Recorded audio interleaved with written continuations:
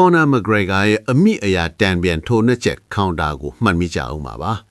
အဲ့ဒီမှာဘာဖြစ်သွားလဲဆိုတော့ Conor ကသူ့ရဲ့ရှေ့လက်ကိုသုံးပြီး Floyd ရဲ့ဘယ်လက်ကိုထိန်းချုပ်ထားတယ်ဒါက Floyd ကိုအနီးကတိုးမလာနိုင်အောင်ပိတ်ထားတာပါ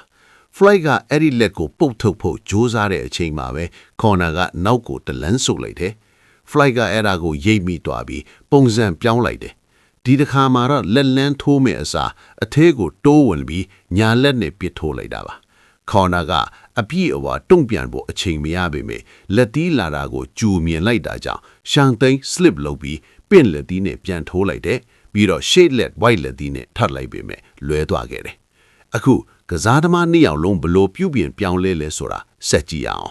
Flight ကတကယ်တော့အနီးကရောက်နေပြီဖြစ်ပေမဲ့ကိုနှိမ်ထားပြီးအကွာဝေးတစ်ခုရှိနေတယ်လို့မျိုးဟန်ဆောင်လိုက်တယ်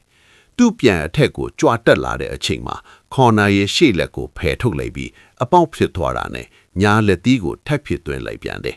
Conor ကအောက်ကိုငုံရှောင်တက်မှန်း Flight တိတာကြောင့်လက်သီးထိုးတဲ့လမ်းကြောင်း angle ကိုပါပြောင်းလိုက်တယ်ဒါပေမဲ့ Conor ကလည်းအကွက်ပြောင်းလိုက်ပြန်တယ်သူကလက်သီးအကွာအဝေးကိုတိုးလိုက်ပြီးဒီတစ်ခါမှာတော့ပင့်လက်သီးရောညာလက်သီးရောကိုထိမိမိအတန်လေးထိုးထည့်လိုက်ပါတော့တယ်